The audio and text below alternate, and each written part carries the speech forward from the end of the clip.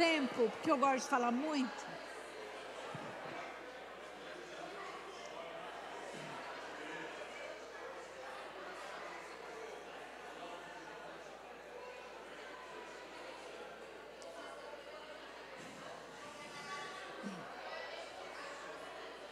Vamos lá, pessoal. Vamos, por favor, tomar nossos lugares.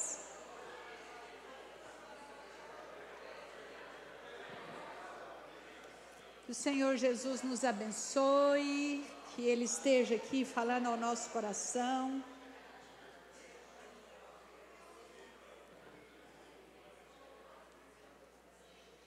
Certo.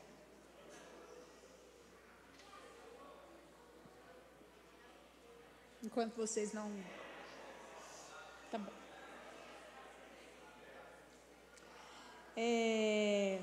Nosso tema hoje é encontrando o que foi perdido, né?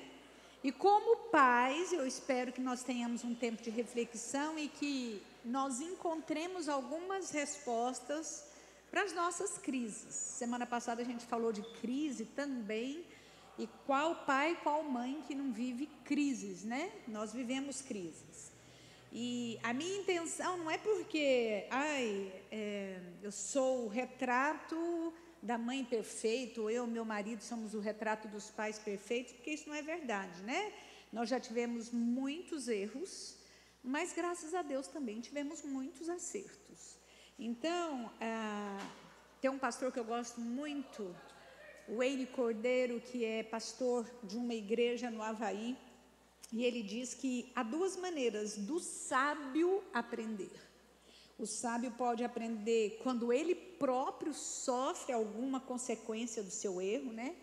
Afinal, ossos quebrados e a dor que eles provocam trazem sabedoria para quem quer aprender. Tem gente que está todo quebrado e não aprende, né? Então, para quem quer aprender, isso faz diferença. E a segunda forma é através da vida do outro. Seus erros e acertos, e principalmente, se doeu no outro e eu vejo que doeu, por que eu vou repetir? Então, essa é uma maneira do sábio aprender, né, e conviver com isso. E nós não conseguimos adquirir sabedoria só com nossa experiência, nós precisamos da vida de outras pessoas para nos ajudar nesse processo, né? Amigos, parentes, conselheiros e principalmente aqui, a palavra de Deus. Ela está recheada de exemplo de homens e mulheres que podem nos inspirar. Então, minha expectativa de resposta está alicerçada não naquilo que eu vou passar, mas na palavra de Deus. Na palavra de Deus. E para isso nós precisamos buscá-la com avidez, com vontade, com desejo de aprender. Pai e mãe que não valoriza isso daqui, está perdido. Nós precisamos dessa orientação. Nós precisamos dessa bússola na nossa vida. Buscar-me-eis e me achareis quando me buscardes de todo o vosso coração, que a palavra de Deus diz. E nós vamos buscar o Senhor nesse momento. Pai, nós queremos e precisamos da orientação do Senhor. E o Senhor sabe muito bem que como pais nós somos limitados e precisamos desse cuidado, dessa orientação, desse redirecionamento que o Senhor dá nas nossas vidas. Por isso pedimos que o Senhor nos dê coração quebrantado, precisamos desse coração quebrantado para prosseguir. Que o Senhor nos abençoe nessa manhã, nos dê um coração ensinável, um coração pronto para se arrepender. Eu peço isso em nome de Jesus. Amém.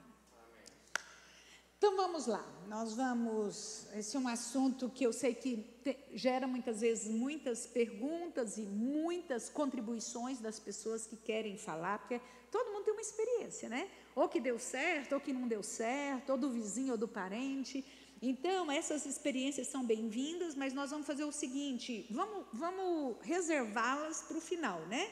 Para a gente dar uma otimizada no tempo aqui. No final, a gente vai ter um tempinho assim para a gente ter perguntas e respostas e contribuições, né? E eu começo perguntando, há alguma coisa na sua casa, no relacionamento ou no relacionamento marido e mulher, ou no seu relacionamento com os filhos, que você olha e considera que está perdendo ou que já se perdeu? Se fazendo uma análise da sua casa, da sua família, há alguma coisa que você considera que já se perdeu? Segunda pergunta: há em seu coração a esperança de encontrar ou de resgatar isso que você fala, puxa, isso se foi, isso se perdeu? Ou você olha para essa situação e já considera que não há mais solução? Fala, não, já tá tudo perdido, já está tudo sem solução, já está tudo desorientado. E eu gostaria que vocês abrissem as Bíblias em Lucas capítulo 15. Lucas capítulo 15, nós vamos trabalhar hoje. Nós temos 3 parábolas aí que trata de coisas perdidas. Hoje nós vamos trabalhar as 2 primeiras, porque não vai dar tempo de trabalhar a terceira, mas as 2 primeiras. Eu espero que dê tempo, tá bom? E dos versos 3 a 7 de Lucas 15, eu estou usando a versão transformadora, diz assim: então Jesus lhe contou essa parábola. Se um homem tiver 100 ovelhas e uma delas se perder, o que acham que ele fará? Não deixará as outras 99 no pasto e buscará a perdida até encontrá-la? E quando a encontrar, ele a carregará alegremente nos ombros e a levará para casa. Quando chegar, reunirá os amigos e vizinhos e dirá: alegrem-se comigo, pois encontrei minha ovelha perdida. Da mesma forma, há mais alegria no céu por causa do pecador perdido que se arrepende do que por 99 justos que não precisa se arrepender. Talvez seja exatamente essa perda que você esteja experimentando na sua vida agora. Perda da união. Talvez na sua casa, no seu contexto, o que está acontecendo é a perda da união. Sabe aquele distanciamento? Alguém que sorrateiramente vai se afastando e quando você nota, já está muito longe e até perdido. Às vezes a gente cai nessa armadilha que a gente fala, está virando adolescente. Está virando adolescente, ele vai mudando os hábitos mesmo. Está amadurecendo, vai mudando os hábitos. Eu sei que muda, né? Não dá para ser toda a vida no colinho da mamãe e do papai. Vai mudar. Mas nós precisamos ter muito cuidado com isso. Porque a gente não perde um filho da noite para o dia. Da mesma forma que a gente perde um óculos, uma chave. Nossa, onde eu pus meu óculos? Eu vivo perder meus óculos. Então, mas nós não perdemos filhos assim. É uma coisa que vai acontecendo de uma forma muito sorrateira. Não se perde um casamento de uma hora para outra. A gente estava tão feliz, a gente estava assim, sabe aquele casal romântico, maravilhoso? No outro dia a gente acordou e a gente não estava se reconhecendo. Isso não acontece, né? A gente sabe que as coisas vão acontecendo paulatinamente. E por que eu estou tratando essa questão de casamento aqui? Porque eu acredito que é muito difícil nós criarmos filhos saudáveis dentro de um ambiente em que um casamento está doente. Então, de repente, não queria falar de casamento, eu vim aqui para falar de filho. Mas eu vou ter que fazer um parêntese aqui, tá bom? Por isso, não adianta a gente querer ajustar o foco com relação aos nossos filhos, pensando na criação, na educação, na vida espiritual, em vários aspectos dos nossos filhos que nós queremos que dê certo, nós queremos que funcione, nós lutamos para isso, mas enquanto a nossa vida como casal está totalmente desajustada, não vai funcionar.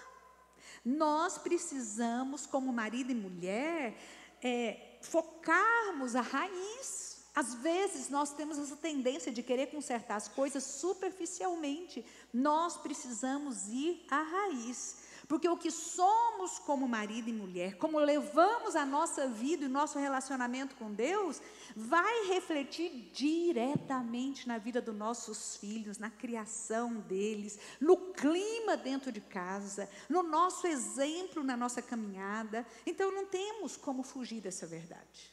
Não temos como fugir dessa verdade. E não adianta a gente querer resolver de outra forma. Ajustar filho se o seu casamento está desajustado, vai ser uma luta vã.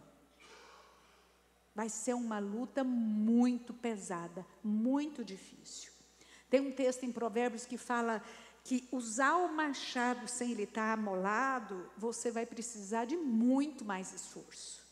Então, nós precisamos, como pais, estarmos em sintonia, para que isso se fortaleça na hora de nós corrigirmos e ajustarmos os nossos filhos. Porque nós sabemos aqui, levanta a mão por favor, quem é pai aqui? Só para eu ter uma ideia, né? Você também, você já é mamãe. Nós precisamos, não é fácil, né? É um desafio gigantesco. Ontem eu estava conversando com uma pessoa, com uma mãe, falando assim, filhos existem para nos humilhar, para nos colocar no lugar. Deus usa isso. Falei, aliás, casamento existe para nos humilhar. E o filho veio para cereja do bolo, agora é humilhação total mesmo. Porque a gente sempre tem uma receita, né? Para o filho do outro, para o casamento do outro. E quando é com a gente vê que o negócio não é tão simples assim. Que nós não estamos com essa bola toda, que nós precisamos da graça do Senhor, da misericórdia do Senhor. E por isso a gente precisa ajustar o nosso casamento. Se isso estiver acontecendo na sua casa, um desajuste entre marido e mulher, corra atrás, faça o que for possível. E nessa parábola aqui, se a gente olhar, o personagem principal é um homem. E nós precisamos de homens com iniciativa e disposição de correr atrás do que se perdeu. Eu sei que a reclamação geral das mulheres é: meu marido não corre atrás para conversar, para consertar. Ele está vendo as coisas acontecerem, muitas vezes, tem exceção, viu gente? Não estou aqui generalizando, mas eu estou falando da maioria. A maioria, os homens têm muita dificuldade de falar, vamos conversar e vamos ajustar isso daqui? Ou eu estou enganada? Eu acho que na maioria das casas é assim. E nós precisamos de homens que precisam tomar atitude, dar o primeiro passo. Homens precisam tomar atitude e dar o primeiro passo. Acertar crise no casamento precisa ser uma das áreas que os homens falam, eu tenho que tomar atitude. Eu não posso fazer vista grossa e fingir que não está acontecendo. E fingir que a minha esposa está chateada, fingir que nós temos problema dentro de casa, fingir que meus filhos estão desorientados. Eu preciso, como homem, correr atrás do que se perdeu. A gente precisa abandonar nosso orgulho. Nosso casamento precisa ser preservado, cuidado, sustentado. E eu sei que isso dá trabalho, mas dá resultado. Conversem entre vocês, casal, nós precisamos conversar. Eu falo que o diálogo é a espinha dorsal de qualquer relacionamento. Qualquer relacionamento. Nós precisamos conversar, usar a palavra, falar. E eu falo que a gente tem tantos obstáculos para conversar. Não é difícil conversar? É difícil. A gente fica, nossa, e se a pessoa não gostar? E se eu não falar direito? E se ele não entender direito? Nós temos tantos obstáculos com relação a isso, que eu falo que é uma batalha espiritual. Porque a Bíblia fala que quem é o verbo? Jesus, ele é a palavra. E aí o diabo nos impede de usar a palavra, porque onde Jesus vem, as coisas se esclarecem, as coisas se transformam. Então nós precisamos trabalhar, conversar, dialogar nesse relacionamento sadio, trazer à luz aquilo que está na escuridão, porque isso gera vida. Manter nossas dores, nossas pendências, nossas dificuldades nas trevas, trancadas num quartinho escuro da alma, é adoecedor. E como casal nós vamos nos afastando, e quando vê quem está perdido é o casamento. Então traga à luz as suas dores. Jesus é a luz. Traga as verdades da sua vida, do seu casamento à luz. Corra atrás, procure o que se perdeu, porque esse reencontro, além de gerar grande alegria no seu coração, que diz o verso 6, irá gerar também júbilo no céu. Deus quer e deseja ver casais ajustados, casais que vão à procura do que está perdido, certo? Então, dito isso, se isso valeu para o seu casamento, você fala: Senhor, eu tenho que tomar uma atitude. Eu não quero vir, ouvir e voltar do mesmo jeito. Eu quero tomar uma atitude. E especialmente para os homens que estão aqui, vocês precisam tomar uma atitude para ajustar e ter paz dentro da sua casa, ter alegria dentro da sua casa. Isso vai ser bom não só para você falar: ai, que bom, estou em paz, essa mulher está feliz. Você sabe que uma mulher feliz deixa todo mundo feliz, né, dentro de casa. Mas se ela não estiver feliz, aí vai complicando as coisas. Além disso, a Bíblia fala que as orações não serão interrompidas. Tem um lado espiritual da coisa aí.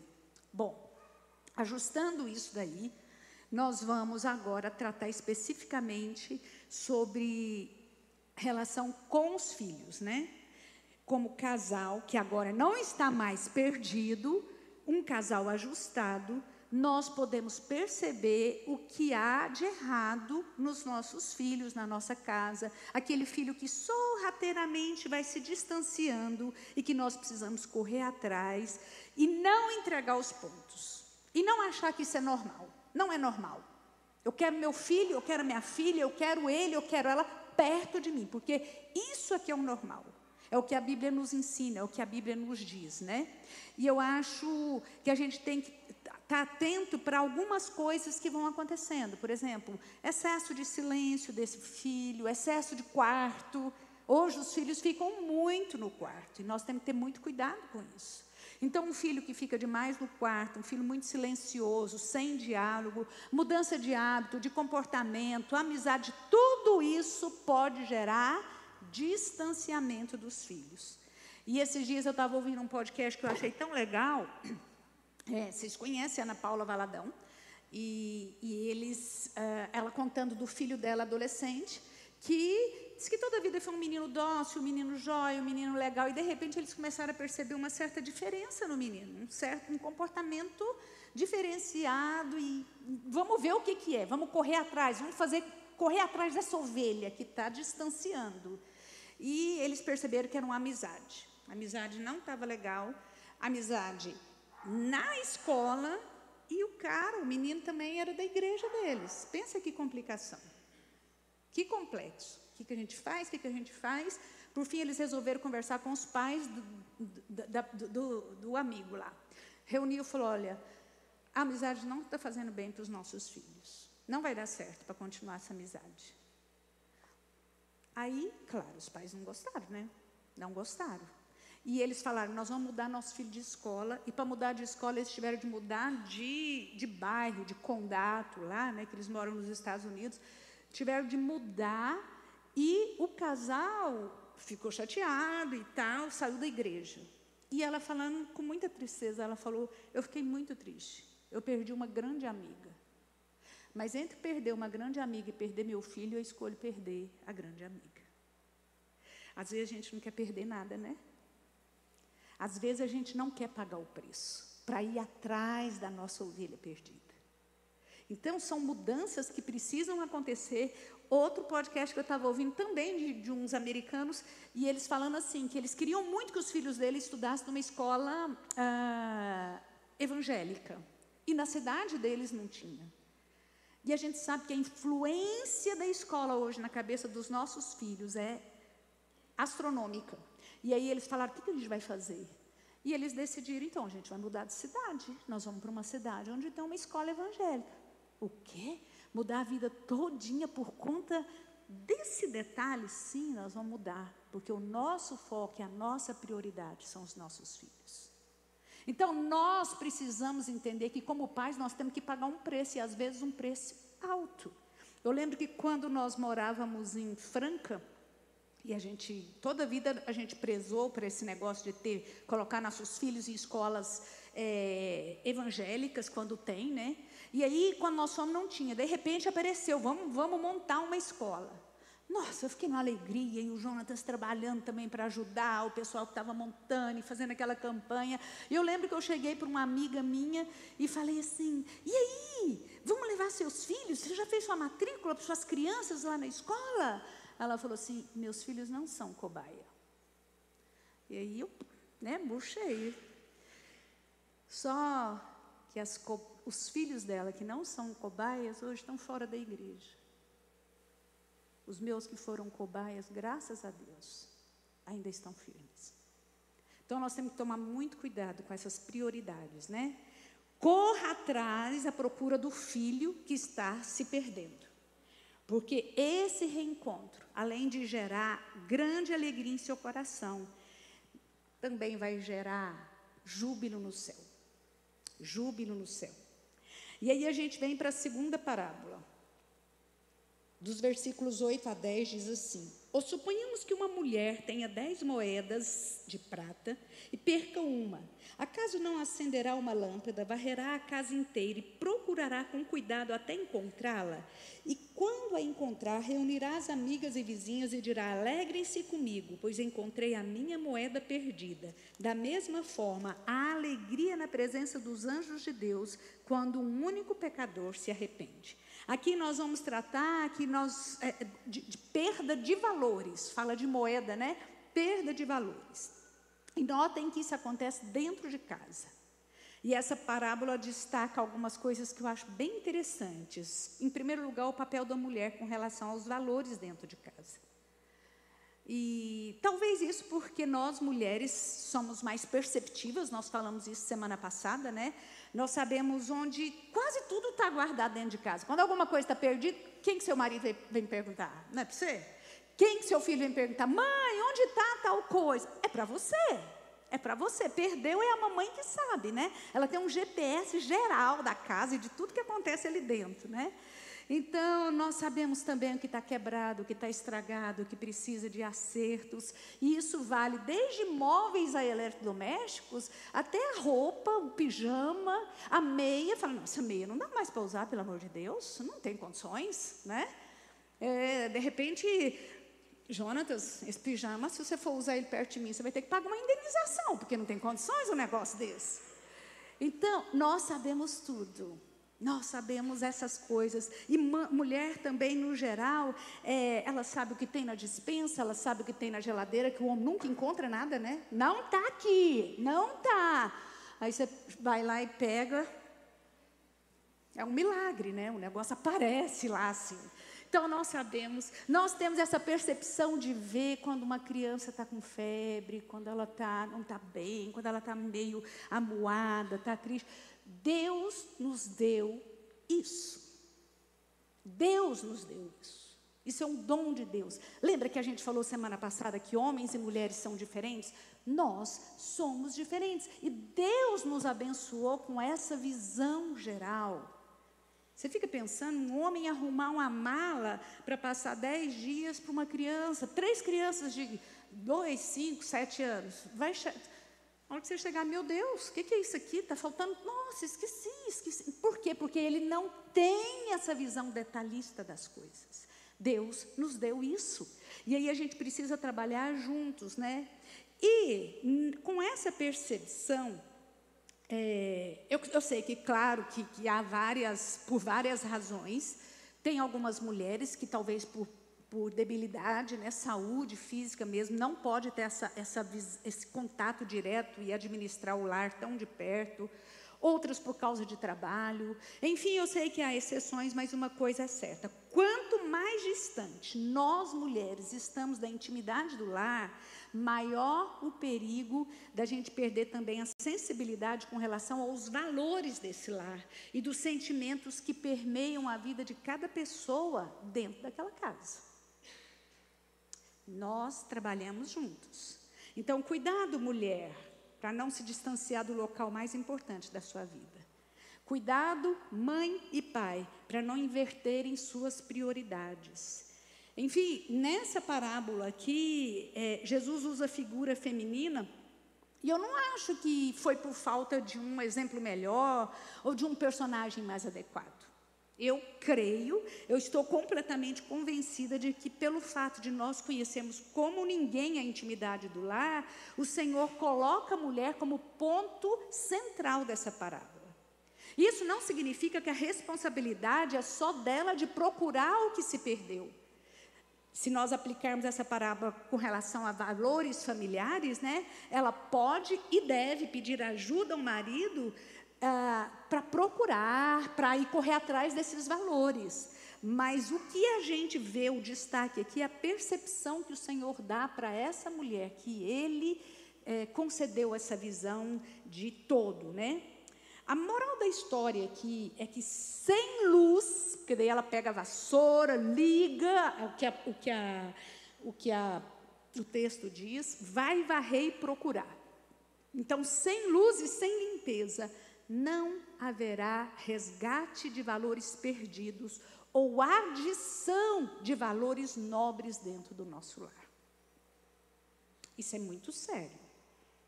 A luz é Jesus, nós sabemos disso. Ele diz, eu sou a luz do mundo. Sem Jesus dentro da nossa casa, nós não vamos conseguir adquirir valores nobres ou encontrar valores que foram perdidos. E a limpeza, gente, é ter coragem de pegar a vassoura e varrer de cada canto, cada quarto, cada ambiente da nossa casa, tudo aquilo que tem promovido sujeira dentro do nosso lar e que tem levado os valores. TV, internet, séries, jogos, amigos muitas vezes, são tantas coisas, né? E aí entra em jogo a responsabilidade dos pais. Pais precisam ter atitude. Os filhos precisam ter clareza de quem é que está no comando daquela casa. Pais precisam ter atitude. Nós não podemos deixar a coisa correr de qualquer jeito, né? Pais precisam comandar em amor, mas em firmeza. Nosso sim tem que ser sim, nosso não tem que ser não. A grande pergunta é, você tem lutado pelos valores dentro da sua casa?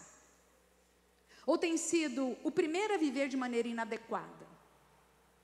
Porque a gente tem que olhar sempre para nós. O que você tem feito para manter os valores dentro do ambiente da sua casa? O que você tem, como tem sido a sua luta? Seus filhos têm limites? Eles têm horário a serem cumpridos dentro de casa? É estudo, alimentação, hora de dormir? Ou a coisa vai acontecendo. A sua casa é aquele tumulto, aquela loucura.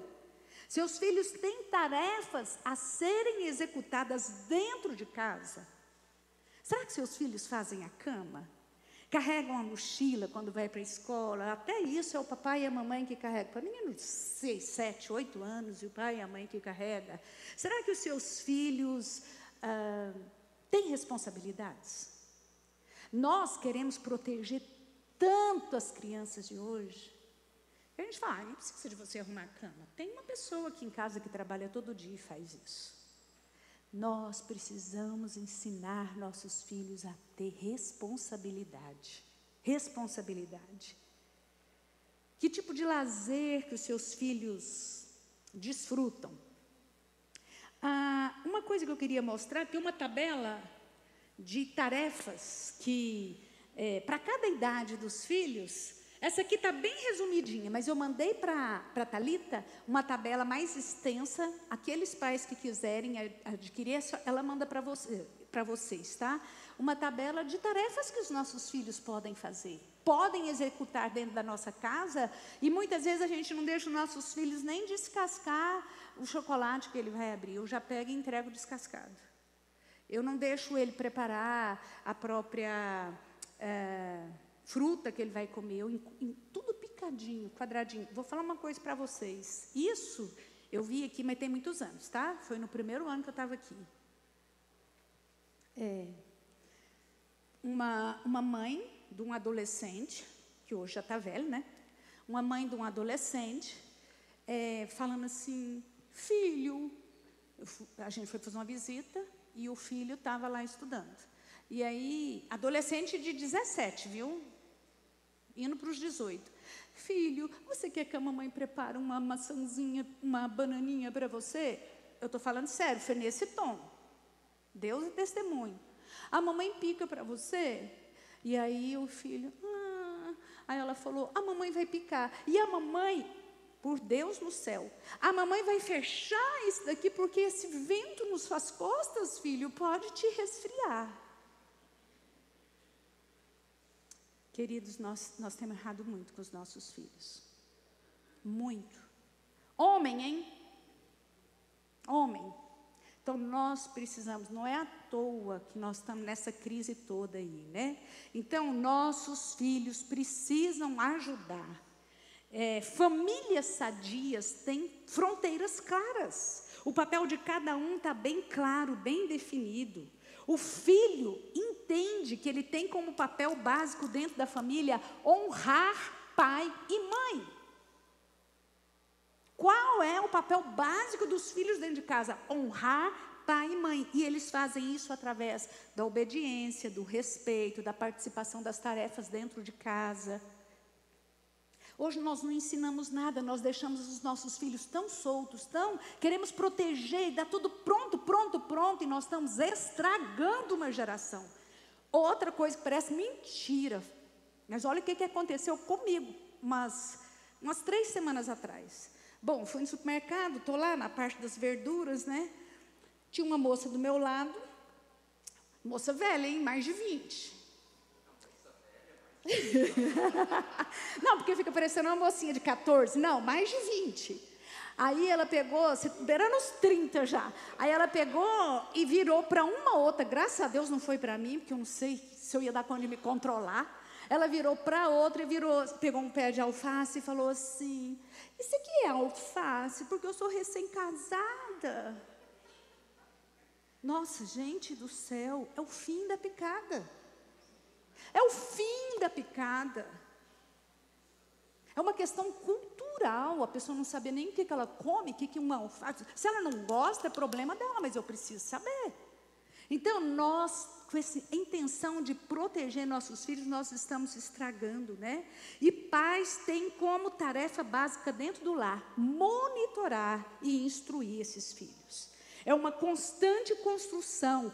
Ensinar, edificar, é uma tarefa que não tem fim. Não tem fim. Eu estou com filhos adultos, não acabou a minha missão. Claro que ela vai mudando de cara, né? Ela vai mudando a forma. Mas pais precisam orientar, monitorar, orar, interceder, inculcar valores e palavra de Deus nos nossos filhos. Como diz lá em Deuteronômio 6, 7, enquanto nós estamos em casa, enquanto a gente anda, enquanto a gente deita, ao levantar, isso vale para todos os momentos, estudo, trabalho, lazer, né? Por falar em lazer, que tipo de lazer que os nossos filhos têm tido hoje? Ou que tipo de lazer nossos filhos têm consumido? Internet, tablet, celular, videogame, TV, isso é lazer? Todas essas coisas comprovadamente são viciantes e não existe vício que seja benéfico. Não existe. Vício escraviza, vício mata relacionamento, mata capacidade de diálogo, mata inteligência, mata criatividade, mata famílias.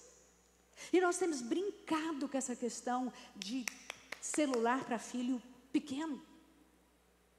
Isso é sério. Eu sei que meu discurso é horrível, é indigesto, mas isso é sério. Isso é muito sério, é muito grave. Tem filhos que estão perdendo, porque nós, pais, entregamos o celular na mão dele e deixamos ele se virar. Eu estava ouvindo uma psicoterapeuta esses dias, que nem cristã ela é, e ela disse algo que nós já sabemos, mas que me chamou muita atenção. O que é aprendido na primeira infância, a primeira infância até ali os 6 anos de idade, tem um lugar privilegiado na mente. É como se fosse aquela gaveta de acesso fácil, sabe? Da altura do corpo ali. O que é construído na primeira infância tem um lugar privilegiado que nós, pais, estamos fazendo com esse tempo. Hoje, a maioria de nós terceirizamos esse papel. É muito comum ouvir, eu já ouvi várias vezes, mãe dizer sobre os filhos que passam o dia todo na creche. Graças a Deus, vem de banho tomado e já deram até a janta para ele.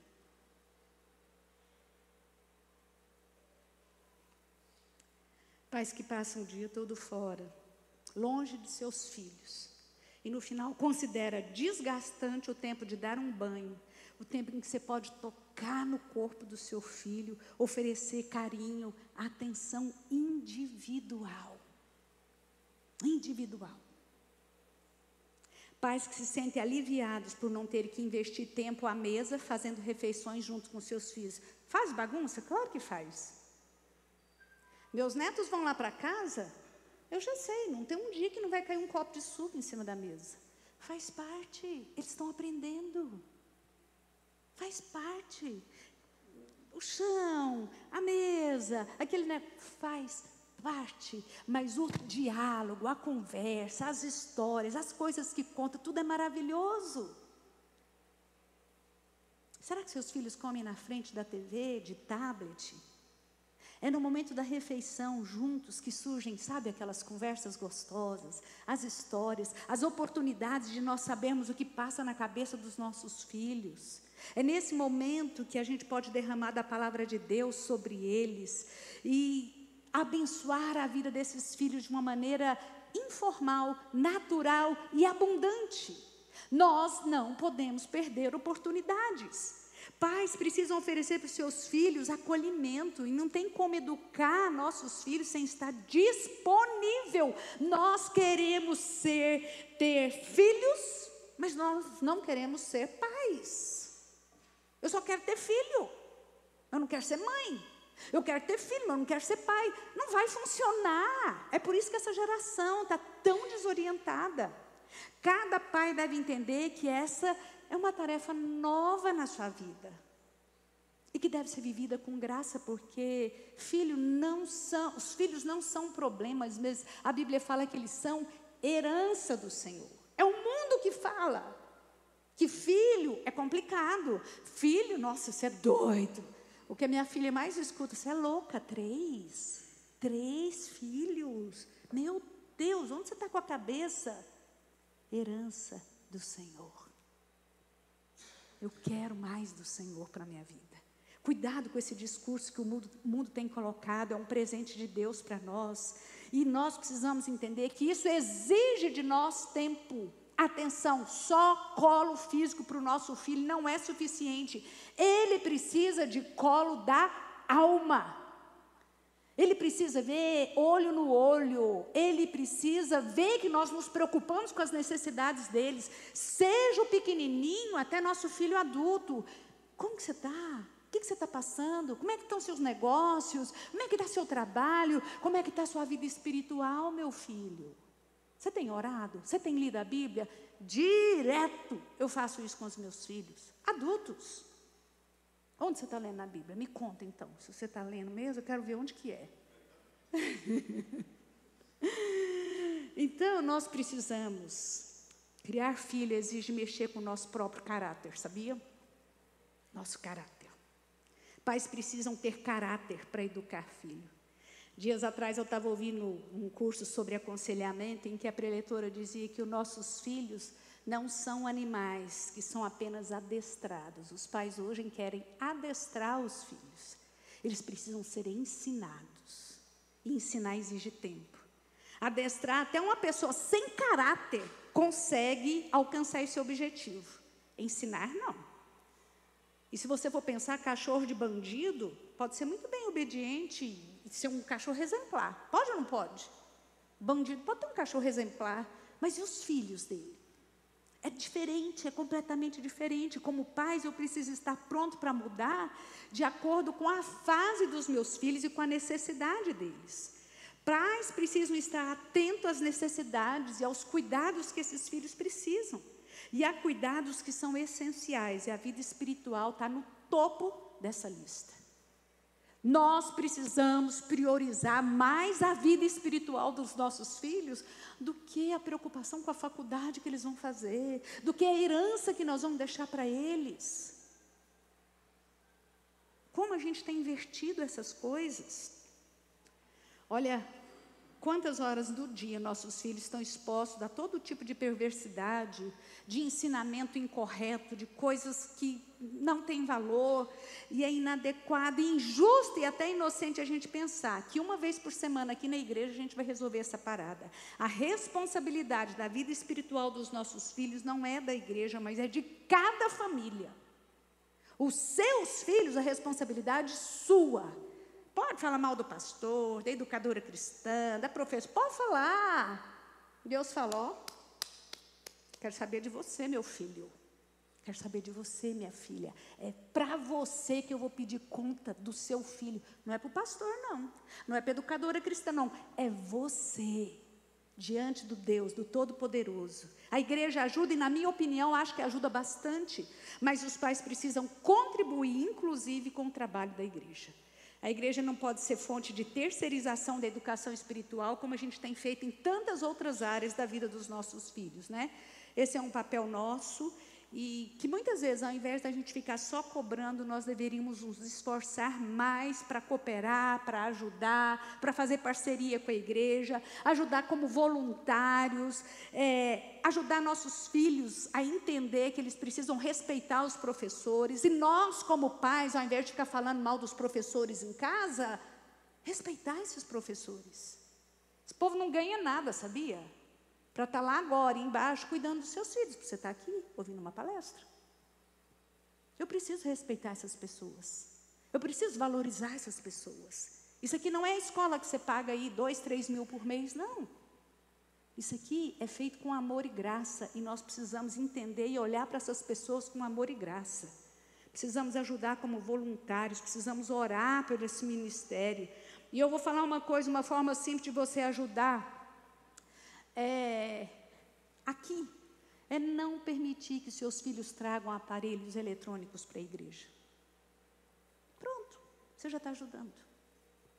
Eles precisam aprender que aqui é lugar de adoração. Eu não dou conta de segurar meu filho, alguma coisa está muito errada com você. Com você. Nós precisamos ensinar os nossos filhos a respeitar a casa de Deus. Deixa o celular no carro. Por que uma criança precisa de celular aqui dentro? Por que um adolescente precisa de celular durante o culto? Na verdade, nem nós adultos precisamos, né? Geralmente a gente deixa porque, se aconteceu uma urgência, hoje o mundo está assim, né? Antes quando eu casei com esse homem, ele sumia no mundo para levar gente lá, porque ele tinha um fusquinho, e o fusquinha dele era o SOS da cidade. Ele levava esse povo para tudo quanto é lugar nesse fusquinha, para socorrer doente, não sei o que tem. Eu não tinha notícia. Ficava sozinha em casa, com um bebê. Não tinha telefone fixo, não tinha nada, não tinha notícia. Sobrevivemos. Hoje a gente acha que não pode passar um culto sem um celular ligado do nosso lado. Então a gente tem que ter muito cuidado com isso, né? Filhos precisam de cuidados diários com relação à vida devocional, do mesmo jeito que eles precisam de comida. Se você não estiver oferecendo isso em casa, você como pai está falhando. Não tem outra conversa. Não tem outro jeito de eu falar. Se você não estiver oferecendo diariamente alimento espiritual para os seus filhos, você está os deixando passar fome espiritual. Fome espiritual. Você está falhando. Eu sei que eu joguei um monte de questões aqui, mas isso tudo é para frisar que filhos são responsabilidades dos pais. E do verso 11 a 31 aí, a gente vê a parábola denominada como do filho pródigo, que eu disse que a gente não vai tratar hoje, mas ela reflete a perda da vida, né? Nós não vamos tratá-la, apesar de ser uma parábola muito legal, que a gente pode falar sobre o perigo de preferências dentro de casa, né? Meu filhinho preferido, invejas, competições, trabalho excessivo, isso tudo está dentro dessa parte dessa parábola aí. Mas eu só gostaria de destacar que a Bíblia deixa claro que há um processo decrescente, se você olhar essas 3 parábolas, que vai acontecendo de maneira muito sutil, né? Primeiro perde-se a união, há um afastamento. Muda aí para mim, por favor. Primeiro perde-se... Faz tempo que você está dormindo no ponto aí, hein, Jonas? Então, primeiro perde-se a união. Depois perde os valores, e depois é a perda da vida. Então, é uma decrescente, você toma muito cuidado, porque nós precisamos ficar atentos a isso. Às vezes, só está meio afastadinho, ele gosta de ficar no quarto, ele é mais caladinho. Cuidado, está se afastando, perdendo a união. Aí vem a perda dos valores, né?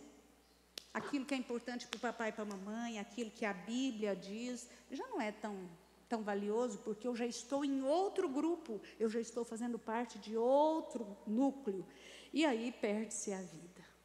Então, a gente tem que tomar cuidado, e eu encerro a minha parte com uma ilustração, que diz que um menino viu um homem entrou num ateliê e viu um artista com um grande bloco de mármore, e está ali martelando aquilo com formão, e o menininho ficou ali, e aquilo não tinha progresso, aquilo não acontecia nada, ele não via nenhum progresso aparente.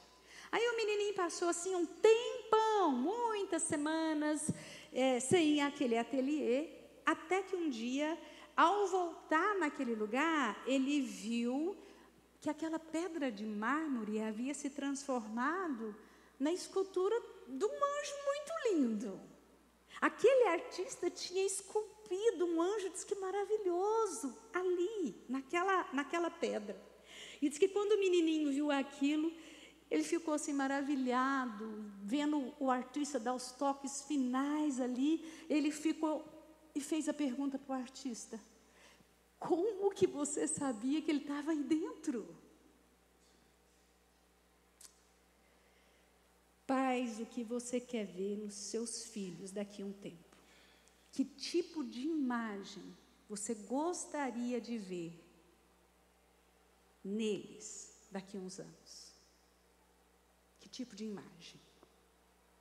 Trabalhe para isso. Vai ser desgastante, vai ser difícil, vai ser penoso muitas vezes, vai exigir tempo e dedicação. Às vezes serão necessários períodos de jejum, de oração, de busca de sabedoria, de coragem, de auxílio de outras pessoas. Vai ser trabalhoso e às vezes, inclusive, vai ser frustrante, mas vale a pena.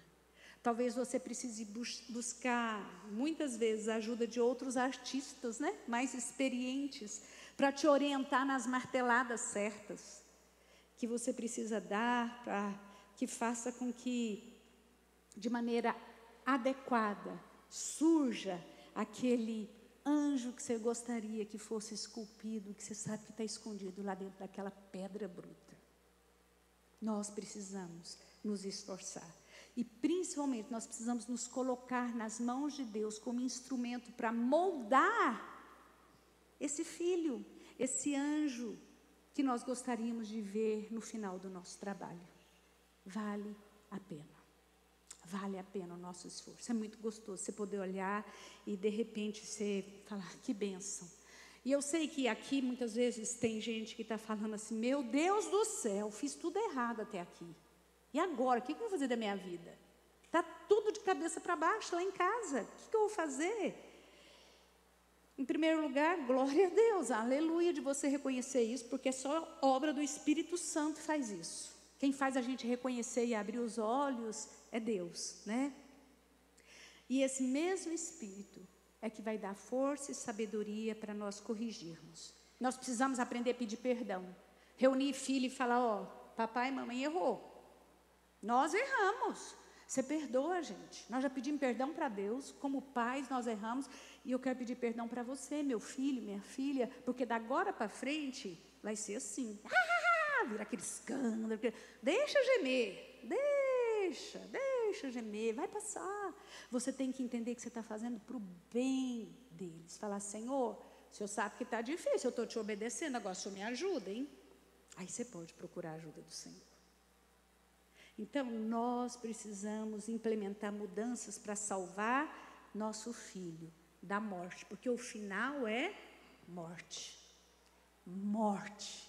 Ontem eu estava conversando com uma pessoa e falando assim: se nós entendêssemos a gravidade que é pensar num filho passar a eternidade no inferno, a gente ia se esforçar mais. para resgatar, para correr atrás, para fazer tudo pela vida deles. Inferno existe do mesmo jeito que nós cremos que céu existe. Chegar no céu e não ver um filho, eu imagino que, diz que no céu não vai ter frustração, mas antes da porta lá, certo? É muito frustrante. Perguntas, colaboração, alguma coisa? Quem está com o microfone aí, por favor? O Giba está com o microfone. Alguém gostaria de? Só um minutinho, Edileia, eu só queria frisar o que você falou em relação aos aparelhos celulares. Como todo mundo sabe, eu tenho uma assistência e faço consertos em aparelhos celulares. Já faço isso há 10 anos e o que eu percebi nos últimos anos realmente é o uso excessivo de jovens e crianças. Então, eu queria frisar também para os pais realmente tomar cuidado. A coisa tá séria, né? feia. Pornografia, então, corre frouxa no Então, celular do seu filho, eu tenho que você acha que é um santinho. Eu tenho adolescente e realmente eu também pego no pé. Tem então, que vigiar. Por favor, vigiem seus filhos para que amanhã vocês não tenham dor de cabeça, tá bom? Sabe aquele filho caladinho lá no quarto? Nossa, que tão bonzinho. Você pensa, deve estar estudando. Tal. Fique esperto, viu? Fique esperto. Aqui, Elisângela gostaria de falar? O microfone para ela, por favor. Gente, eu mandei para a Thalita também uma série de mensagens. São, acho que 7 mensagens de um psicólogo que chama César Conagliani. Ele é de Londrina. Eu ouço bastante ele, eu gosto bastante das colocações dele. E são mensagens pequenininhas, de 20 e poucos minutos, porque ele está dando um curso, ele faz uma devocional todo dia numa grande empresa lá. Então, é uma coisa muito informal. É para a empresa, meia hora antes das funcionárias saírem, ele fala sobre família e falando sobre pais não irritar os filhos. Para mim, foi muito legal. Apesar de filhos adultos, eu liguei para meu filho e falei, me perdoa porque eu fiz isso, aquela vez, em 1900 e nunca mais, e eu lembro que eu te irritei, me perdoa. Então, eu acho que a gente precisa desse tipo de coisa, tá? Bom dia, irmãos. Então, eu tenho 2 adolescentes agora, né?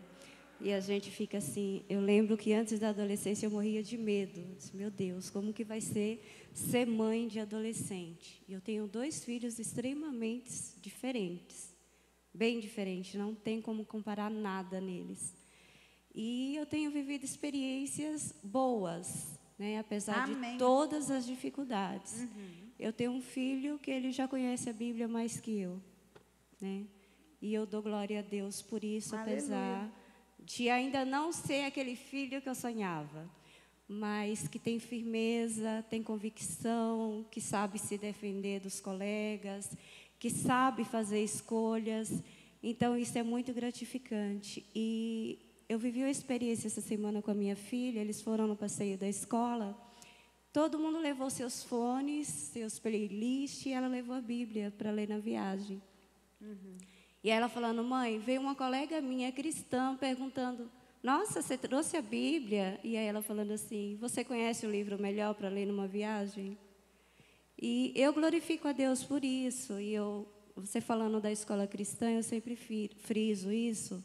Gente, se vocês conseguirem, coloque seus filhos numa escola cristã. Faz diferença.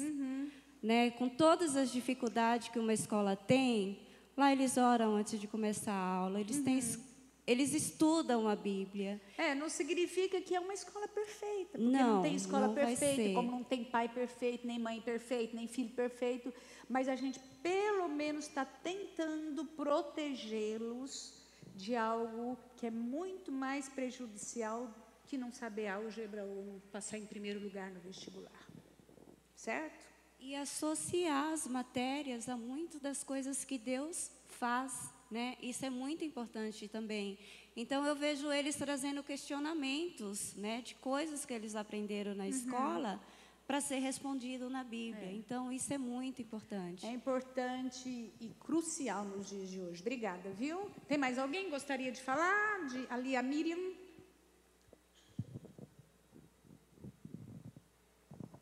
Bom dia, irmãos. Bom dia. Eu tenho 2 filhas, hoje uma com 26 e outra com 17 anos. E alguns anos atrás, eu percebi que eu estava perdendo parte da criação das minhas filhas, porque eu terceirizava a educação delas. A gente acordava às 5h30 da manhã, tirava todo mundo da cama, dava banho e colocava uma em cada escola. Eu entrava às 7 horas no trabalho e saía às 17. Chegava em casa às 19 horas. E eu percebi que eu não estou cuidando das minhas filhas, né? E Deus tocou no meu coração para eu modificar meus horários e dar uma atenção especial para minhas filhas. Elas estudar no período que tem que estudar. Ou no período da tarde ou no período da manhã. Certo. E eu fiz essa escolha. Adaptei meus horários, parei de trabalhar, organizamos nossas finanças. E eu confesso a vocês que foi uma escolha muito sábia. Aleluia. Hoje eu vejo isso nas minhas filhas, eu vejo moças que estudaram com a Jéssica, que se perderam na vida, porque eu ficava solto o dia todo, e hoje eu vejo a minha filha na igreja, a minha filha servindo a Deus. Então é um conselho que eu dou às mães, não que você tem que renunciar à sua vida profissional, mas procure ficar mais tempo, né? ajustar seu horário e ficar mais tempo com seu filho. Não sair de madrugada em casa e voltar à noite, já está todo mundo cansado e dormir, e você não participa de nada do seu filho. Claro que você vai à noite falar assim, graças a Deus, vem de banho tomado e já está alimentado. Você está morta? Então, está vendo onde está o problema? Nós que precisamos ajustar. E essa questão que a Miriam falou, eu tenho um testemunho pessoal também. Porque eu era funcionária do Banco do Brasil, naquele tempo que ser funcionário do Banco do Brasil era uma coisa maravilhosa. Não era igual hoje. Era muito bom. Eu ganhava o dobro do meu marido. E aí eu comecei a perceber que estava, mas antes de entrar, eu lembro que quando fui prestar o concurso, eu falei, amor, será que eu presto ou não? Ele falou assim, você não sabe nem se você vai passar? Eu falei, e se eu passar? Isso não pode atrapalhar o nosso ministério, sim. O ministério e a nossa família em primeiro lugar. E aí o que aconteceu? Eu fui transferida para outra cidade. E aí eu ia e vinha. Acontecia isso, eu acordava às 4 da manhã, eu chegava em casa, era 4 da tarde. Não era tarde, mas eu chegava só o bagaço. Eu não tinha ânimo, eu não tinha pique. E aí um dia uma professora, o Estevão nessa época estudava numa escola adventista, porque a gente ainda não tinha a escola evangélica da presbiteriana lá, que eu gostava bastante da escola. E a professora um dia falou assim para mim, escuta, o que você faz? Eu falei, por quê? De que você trabalha? Por quê? Nossa, todo dia o seu filho pede, por favor, ore para minha mãe, para ela não ter perigo dela morrer. A pessoa, essa mulher deve ser bombeira, deve ser alguma coisa assim, alpinista, sei lá o quê. E aquilo mexeu tanto comigo, de uma criança ali de 6 anos, com essa preocupação, com esse peso no coração, e conversando com o João, falei, não, amor, nós vamos abrir mão disso. E aí, isso que a Miriam falou, é sério, ajustar o orçamento. Nós não queremos abrir mão da vida boa. É tão bom ter uma conta cheia de grana, é tão bom poder comer fora, é tão bom viajar, é tão bom roupa nova, tudo isso é bom, mas isso não vale a vida de um filho. Se você não tiver consciência disso, você não vai abrir mão. E aí eu lembro que eu falei, oramos tudo, amor, vou sair, vou pedir demissão. Cheguei lá, pedi demissão, meu chefe, você é doida, meus colegas, você é doido. Contei para a família, meio doida, né? Aí o povo da igreja, você é doida. Todo mundo me chamando de doida. E eu em casa lá, a gente não almoçava juntos mais, né? Porque a mamãe estava viajando, a mamãe chegava 4 da tarde. Então, era aquela confusão. E aí eu estou lá, fazendo o almoço, pensando, Senhor, será que eu sou louca mesmo? Será que sou eu que não estou percebendo que eu sou louca? Sem mentira, eu lembro que eu fui no quarto, olhei no espelho e falei, será que eu sou louca e não estou enxergando? E aí eu estou lá na cozinha, terminando e preparando a mesa, de repente o Jonas tinha voltado do trabalho, ele já passava e pegava as crianças da escola. Quando eles chegaram na garagem, e eu estou naquela crise, né? Porque o que o mundo fala, você é louca, eu estou naquela crise ali dentro daquela cozinha, esperando uma resposta de Deus. Eu escuto os meus filhos lá da garagem. Que cheiro bom! Gente, aquele entrou na minha alma como se fosse a resposta de Deus. A resposta de Deus. Nós precisamos fazer as escolhas certas. O Senhor responde de tantas formas. Naquela manhã, no meio da minha crise, do cheiro da comida que os meus filhos estavam sentindo, me mostrou: você está fazendo a escolha certa. E eu estou contigo. Mais alguém? Aqui a futura mamãe. É engraçado que eu passei ainda, eu já estou vivendo experiências assim, né? Eu trabalho, sou fisioterapeuta e vou deixar meu emprego, já estou deixando. Porque eu não tenho rede de apoio, é só eu e o Rafa e é eu que vou ficar com a Alice, graças a Deus. Sempre tive esse pensamento, sempre quis. Mas quando eu falo em deixar ela lá, é o que eu mais ouço. Não deixa a sua carreira, o filho passa, você não passa. E não, o filho não passa, não é claro assim, o que eu vou deixar passa para ele? Eu ouço muito isso. Não deixe, você vai se arrepender, lá no futuro você não sei o quê e tudo e tal. Não faz isso, põe alguém para cuidar. E a gente ouve muito, constantemente Pode vir, isso. pode vir. Pode sentar, pode deixar a porta aberta aí e vir, não tem problema. E é bem legal estar ouvindo isso hoje, porque firma mais ainda Aleluia. a luz da Bíblia, né? O que Aleluia. a gente realmente tem que fazer. Só para encerrar, eu lembro que antes de sair, a gente foi conversar com os meninos, né? A gente sempre teve esse negócio de conversar com todo mundo. E aí a gente conversou, eles, apesar de serem crianças, a gente falou: olha, a mamãe está pensando em sair do banco e tal. O que vocês acham? E aí o Estevão, né, pequenininho, ele sempre tinha umas tiradas, ele falou assim: nós vamos ficar mais pobres, mas pelo menos você vai estar aqui, né, mãe? Eu quero. Vamos ficar de pé, amor? Você ora para a gente, por favor? Que o Senhor tenha misericórdia de nós, queridos, nessa missão tão preciosa, né? Lembrando que os filhos, aliás, estão recebendo no Paraíso Kids, eu não sei se já entregaram ou se vão entregar hoje, o devocional da Páscoa, que começa hoje. Então, os pais que têm os filhos aí que vão receber, é tipo aquele calendário do Advento, só que da Páscoa. Tem tarefinha, tem leitura para ser feita. Não perca a oportunidade, tá? E o apoio da igreja para os pais terem conteúdo e material para trabalhar aí com os filhos, tá certo? Vamos orar então? Senhor Deus, nós rendemos graças, porque a Tua bondade é tão grande que o Senhor nos trata como um Pai amoroso. Amém, Jesus. E o Senhor olha para nós com misericórdia e cuida de nós, nos sustenta, e o Senhor faz isso de tal forma que o Seu único Filho, da mesma natureza, com a mesma essência, o Senhor entregou na cruz para morrer no lugar dos outros filhos, que somos Deus. nós. E nós te glorificamos por isso e pedimos, dá-nos sabedoria, para que como pais, ainda que os nossos filhos já sejam adultos, nós tenhamos do Senhor sempre uma palavra e uma atitude de sabedoria e graça que reflita a sabedoria e a graça do Senhor para conosco. Que assim sejamos um povo cujas famílias sejam abençoadas, famílias cheias da alegria do Senhor, para a glória do Senhor, mas também para o nosso próprio prazer, em Cristo Jesus. Amém, Senhor.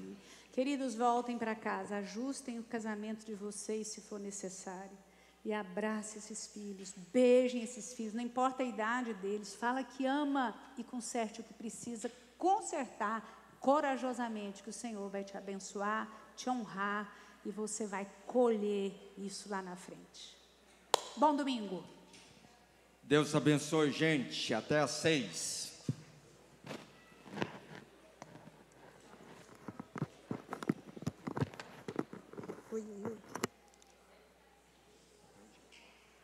Mas já está no salão.